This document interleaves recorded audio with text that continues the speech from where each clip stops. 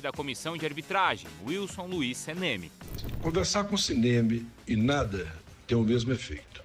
Seria como se fazer um risco na água. Não adianta nada.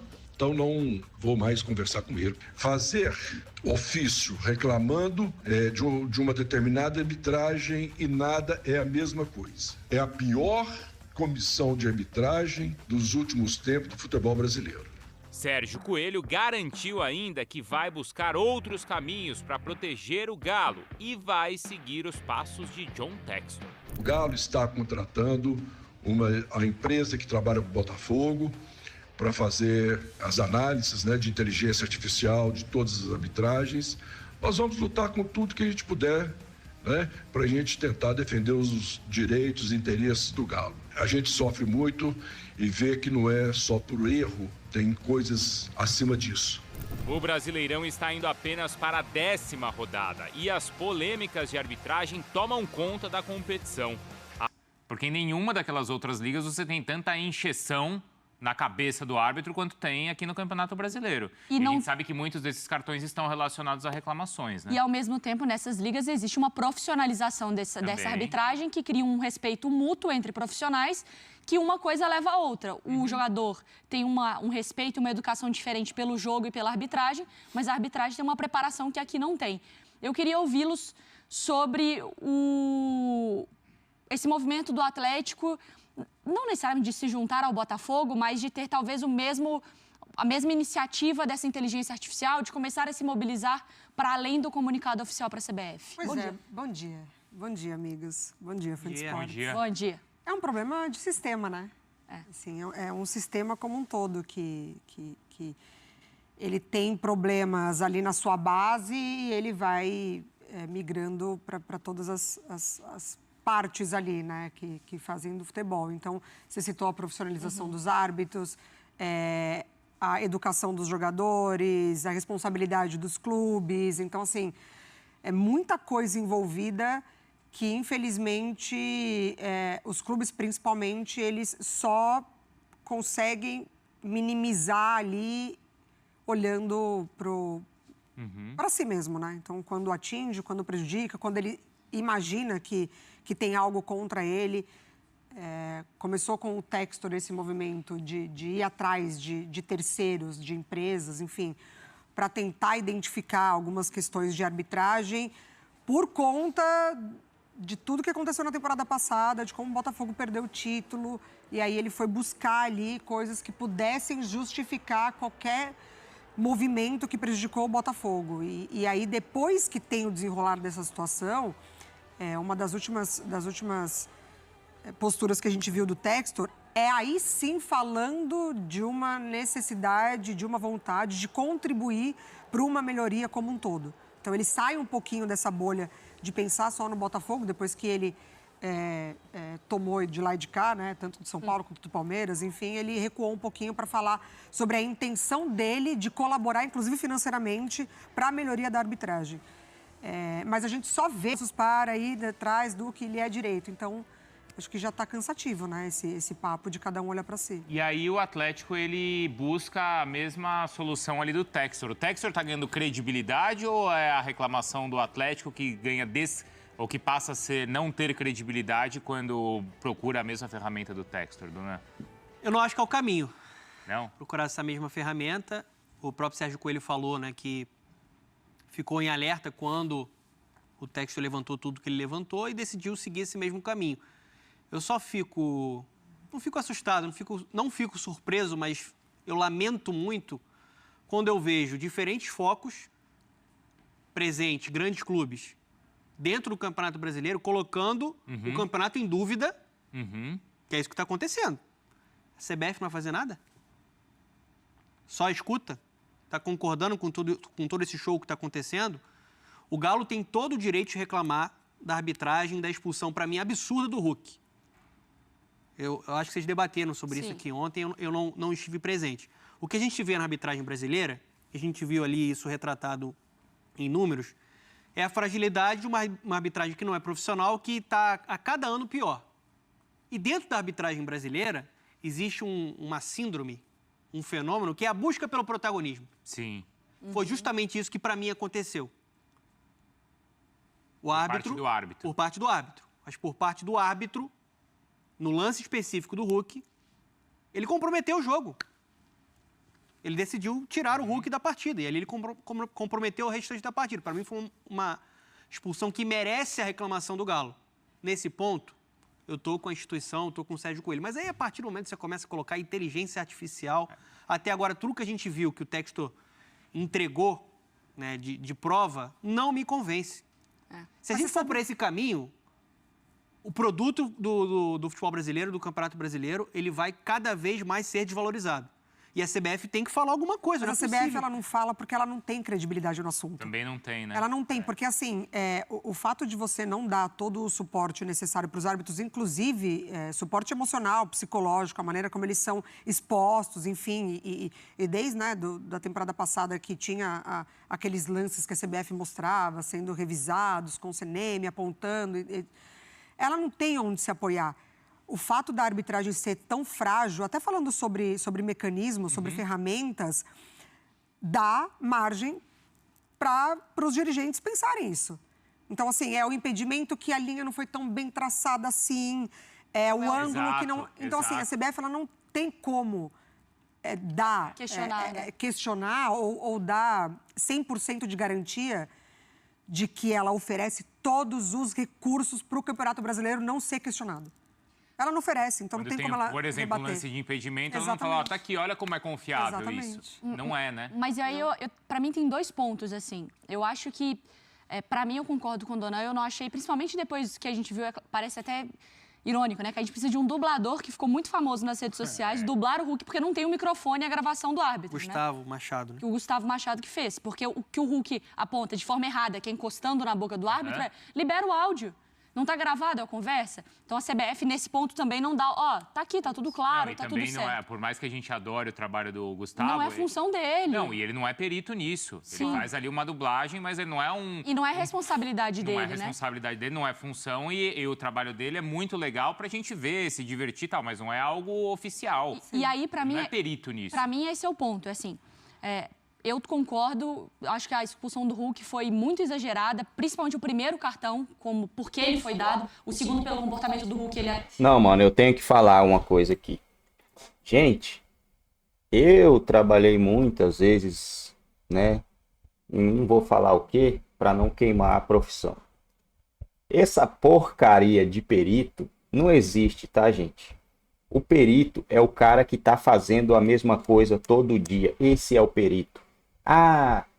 Estudiosos falaram, cara, estudiosos falaram. Quem tá fazendo a mesma coisa todo dia, ele é perito naquilo que ele tá fazendo. Não tem que ter um diploma dizendo que o cara é perito, porque às vezes o cara que tem um diploma falando que ele é perito, ele tá fazendo a porcaria da teoria. O perito é o cara que tá fazendo ali, ó, ao vivo, tá fazendo todo dia. Papo furado de perito, rapaz. Vai te catar. Até merece.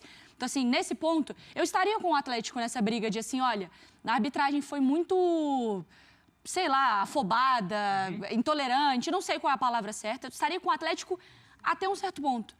E aí eu acho que a história muda, porque quando o Atlético, acho que o comportamento nas redes sociais do Atlético foi muito ruim, postando o vídeo do Gustavo, falando de Wright, relembrando coisas de época de Flamengo. O Atlético é uma instituição muito séria. Deixa que os perfis do Atlético vão fazer isso, de torcedor.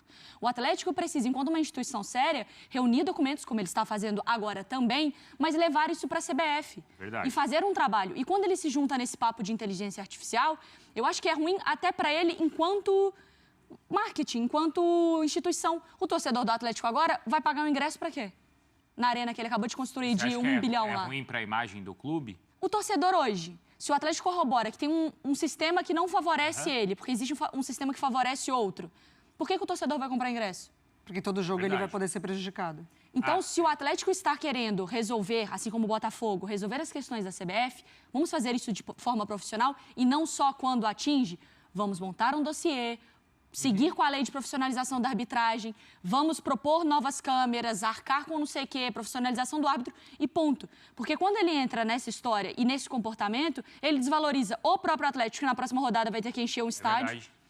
E depois ele também acaba perdendo apoiadores, que o tanto de gente estava defendendo o Hulk nessa conversa. E agora muita gente já está falando, pô, calma. A dublagem do Gustavo que você vai ter credibilidade. Mas eu acho, sinceramente, eu acho bom agora os clubes usarem a inteligência artificial ou apresentarem as suas armas, vamos falar assim, nesse combate. Você acha bom?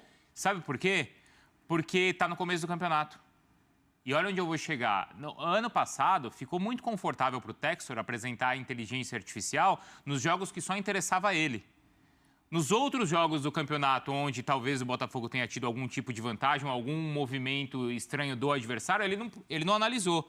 Então agora não vai demorar pode ser que nessa rodada você tenha um lance duvidoso para o Atlético ou para o Botafogo, e aí ele não vai utilizar essa inteligência artificial? Como no ano passado, o Palmeiras começou o campeonato com o discurso de que o sistema já era contra o Palmeiras. E o que aconteceu depois?